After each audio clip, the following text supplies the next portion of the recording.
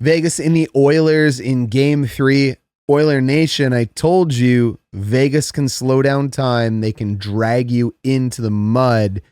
They can control the game at their pace, and that is what happened today.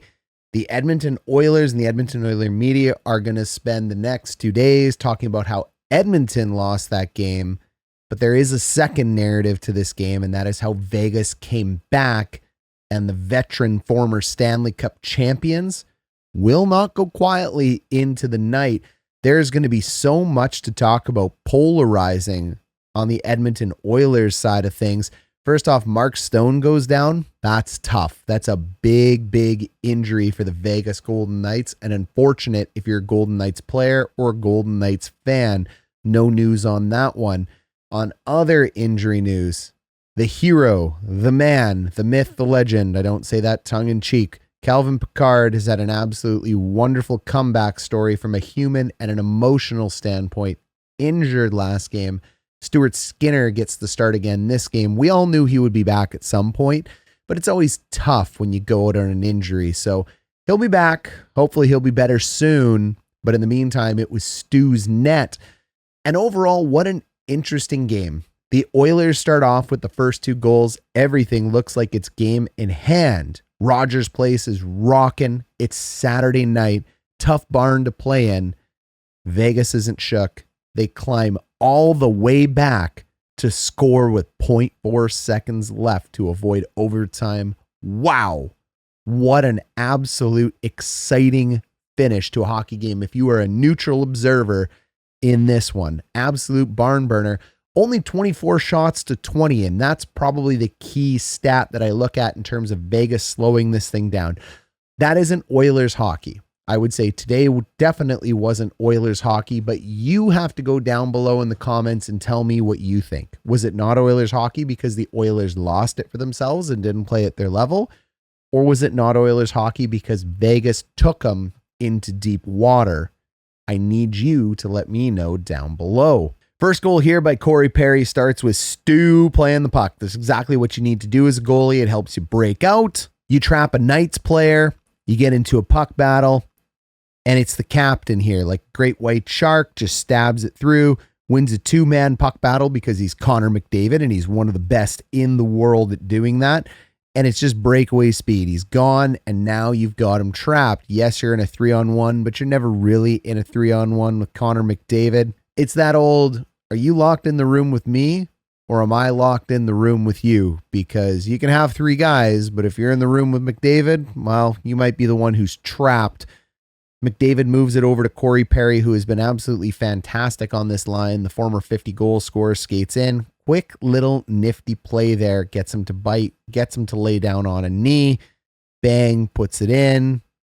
Beating their top line. And that's what's critical. If you can score goals against the Eichel line and the Pietrangelo pairing, you're doing quite well. Hot start for Edmonton. But then again, maybe Edmonton needs to start behind the gun. Maybe they've been so good winning 6 in a row because they get so fired up because the first goal goes in on them. You let me know down below. Power play, routine. Connor McDavid down low, setting it up top. Bouchard, lengthen, widen the zone, move it over to the left-hand side, sneak in, change that direction, get Hill looking the wrong way. Bouchard's going to step in, and it's just Corey Perry with a nice tip because Corey Perry is unbelievable in front of the net. But unfortunately, that would be it for the good news story for the Edmonton Oilers for the rest of the game. For the next part of the game, they would play what I believe is undisciplined, sloppy, not up the middle. Stuart Skinner, I know it's going to be controversial to Oiler fans, but I don't think Stuart Skinner had a great game. There's a lot of Stuart Skinner defenders out there. They're going to say other reasons. I think he's a bit of a liability.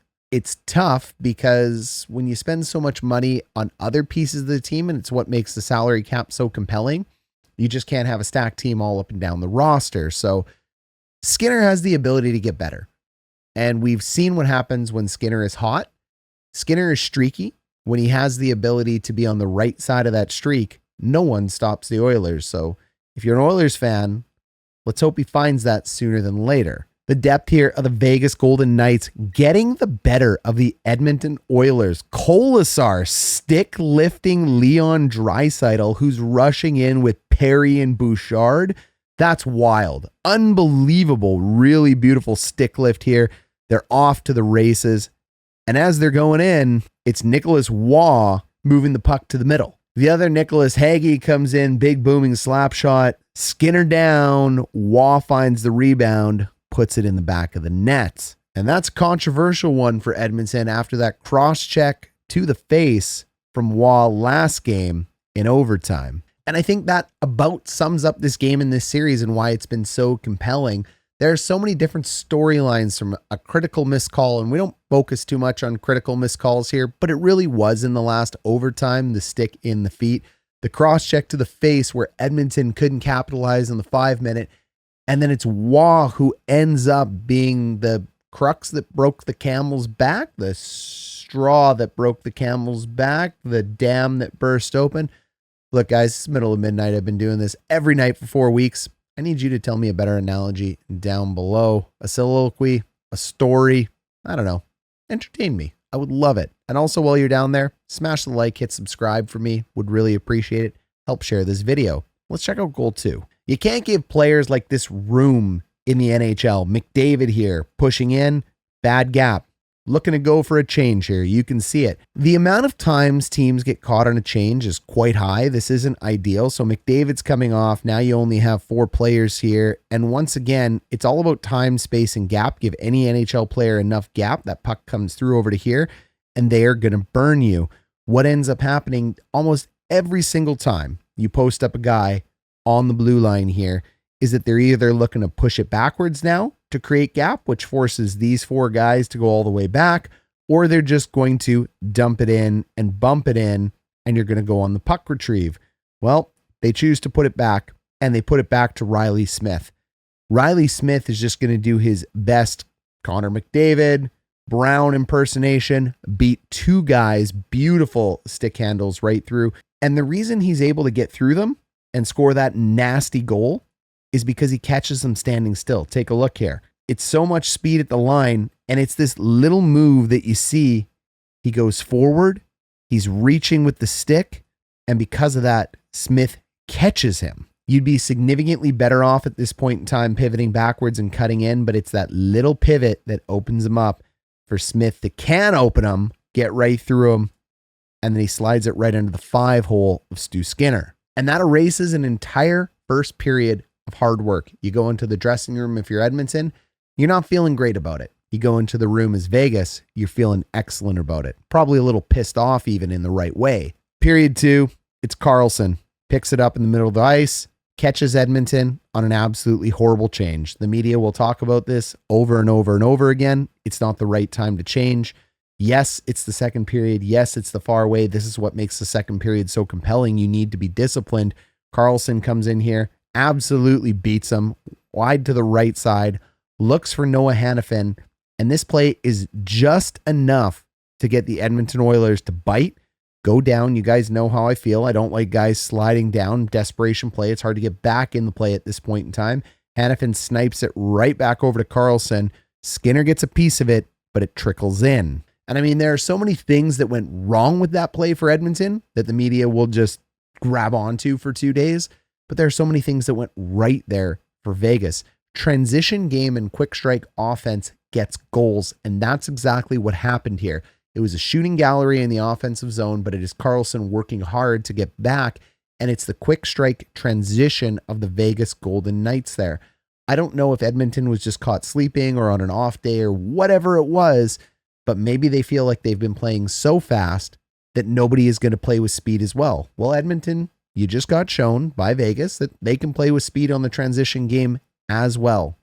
They end up putting that one in, and they go up 3-2. Connor McDavid off the draw. I mean, this is just phenomenal work. There's really nothing to break down here. It's just super hard work by Edmonton to get a 50-50 puck.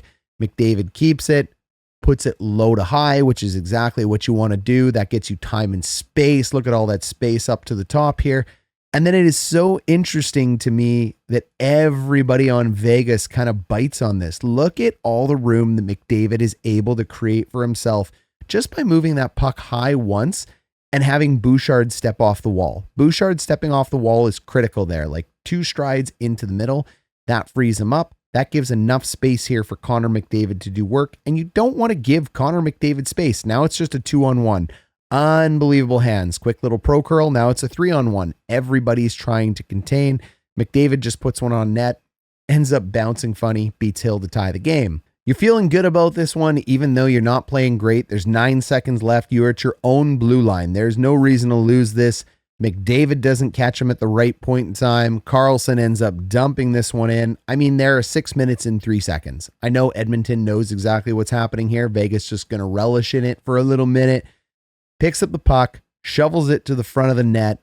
Skinner, opportunity possibly to stop it. Maybe, maybe not. And it's Reilly Smith who skates in. Fake slap shot, gets him to bite. They go down. The patience of this man to be able to do this and not just put one on net. I don't blame Edmonton for going down to block that.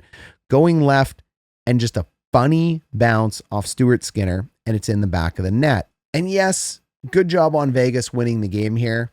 But frankly, I think this is just panic from the Oilers. And what are you panicking about? Like, I feel like all of their players just panicked on this one, right down to Stuart Skinner. You have 10 seconds left. There's just simple things you have to do. Lay on the puck, put a knee on the puck. I'm not sure what they were panicking about, but there just wasn't a good decision made on it. So that's the way it goes. Vegas has won this one. This is now a series, which is interesting that it's always been the visiting team to win this one. And this is why it is so hard to sweep in the NHL. There's always tons of people going sweep, sweep, sweep.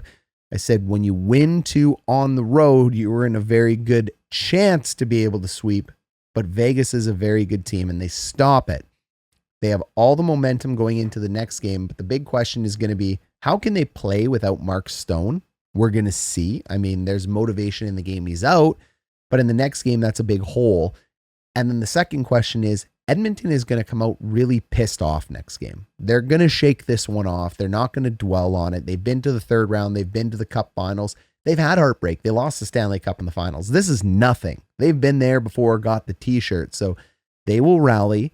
They're on a mission. You know they are after what happened last year, almost getting Florida down 3-0. The only challenge facing the Edmonton Oilers at times is the Edmonton Oilers' own mental state when it comes to little plays like this on the game. So I expect the Oilers to come out strong next game. I'm not sure who's going to take it. It's going to be a very interesting one. You guys let me know down below, and I'm very excited to catch you for game 4.